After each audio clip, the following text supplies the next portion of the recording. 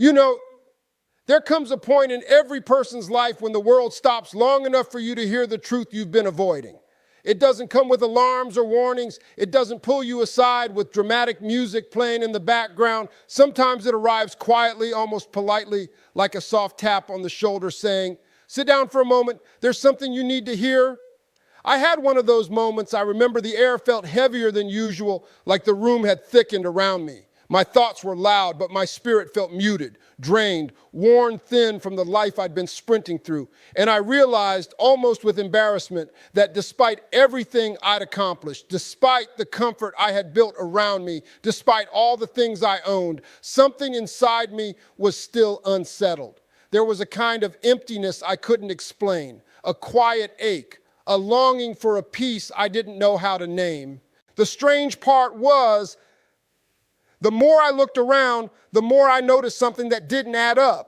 I'd meet Muslims, people from different backgrounds, different countries, different walks of life, and they carried a certain steadiness with them. Not loud, not dramatic, not showy, more like a warm lantern held close to the chest, a quiet confidence, a calmness that didn't seem borrowed from circumstances. I'd see it in the way they'd pause their entire day for prayer while the rest of us rushed on like the world would collapse if we slowed down. I'd hear it when they said Alhamdulillah with genuine contentment, even on days that didn't look successful by modern standards. And I kept thinking to myself, what is that? What do they have that I don't?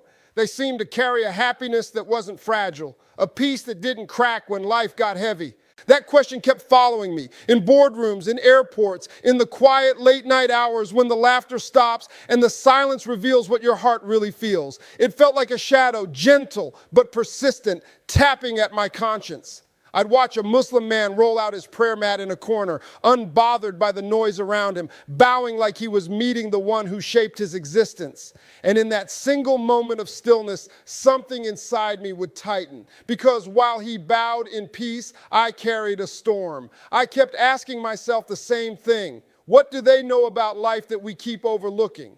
What truth are they anchored to that explains this calm? What is the source of that steady happiness? And honestly, that question is what saved me, because it pushed me into a kind of exploration I never expected to take, not through documentaries or debates or lectures, but through observation, through quiet reading, through conversations that felt like someone gently opening blinds in a dark room.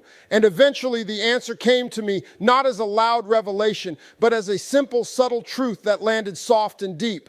I came across a concept in Islam, a word I had never paid attention to before, Qanā'ah. Contentment, real contentment, not the version the world talks about, not the be happy after you achieve everything you want kind, not the smile when life finally gets easier kind, but a type of contentment rooted in trust, a type that says, what I have is enough, who I am is enough, and whatever God has written for me will always be exactly what I need.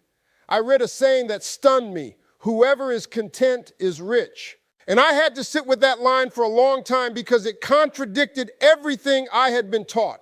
Out here, we're told to chase more, to want more, to live bigger, louder, faster. We measure success by accumulation. But Islam flips the script. It teaches that richness is not the result of a full bank account. It's the result of a full heart. For someone like me who had spent years stacking achievements like trophies on a shelf, that truth cut deep. Suddenly, it wasn't about what I owned or accomplished. It was about what I'd neglected, my inner life, my soul, my stillness. And once that realization hit me, I couldn't unsee it. I began to look back on my life with fresh eyes, like I was watching scenes of a movie I had acted in but never really understood. I saw the moments I rushed past blessings because I was too busy chasing the next goal. I remembered the sleepless nights, not because I lacked anything, but because I lacked appreciation for everything I already had.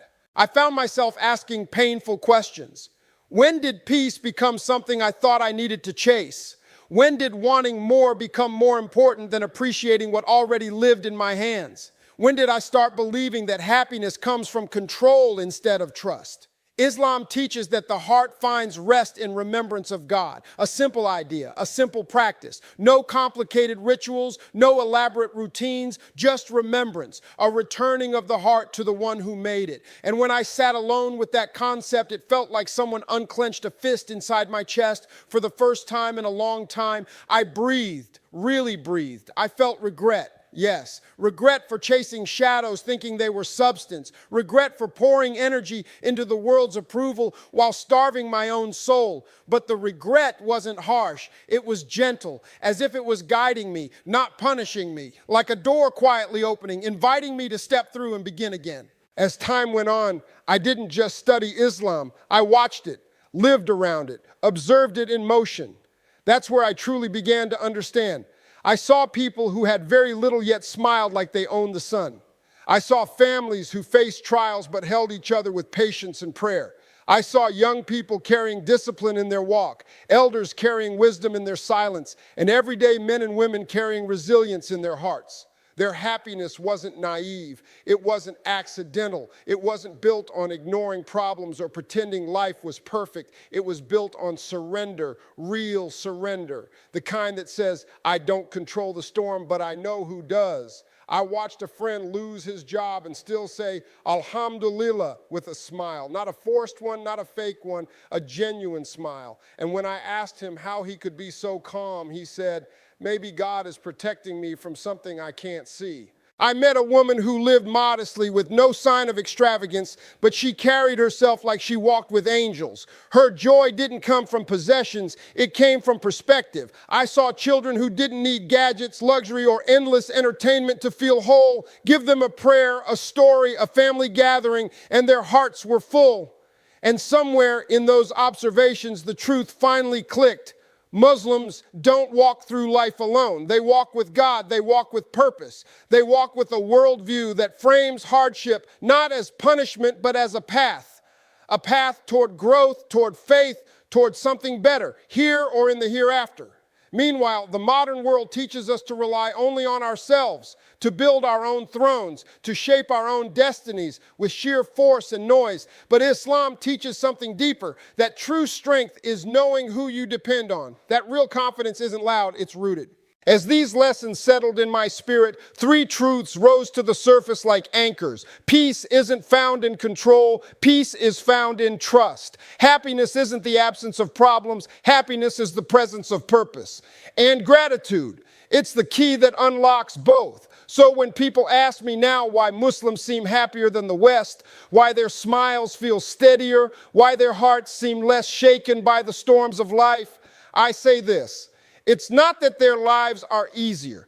It's not that their struggles disappear. It's that they carry their struggles with God.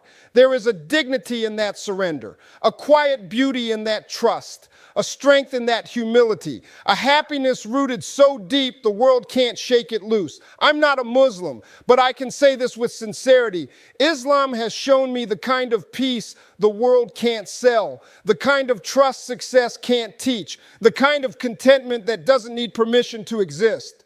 And sometimes, late at night, when the noise fades and the world stops rushing for a moment, I feel that same stillness again. The same stillness that once felt uncomfortable now feels like a gentle invitation. An invitation to breathe softer, to slow down, to trust more, to release what was never in my hands to begin with. And when I sit in that silence, I can almost hear something like a door opening, a door to a different kind of happiness, a different kind of life, a different kind of peace, a peace that doesn't wait for perfect days, a peace that simply waits for a willing heart.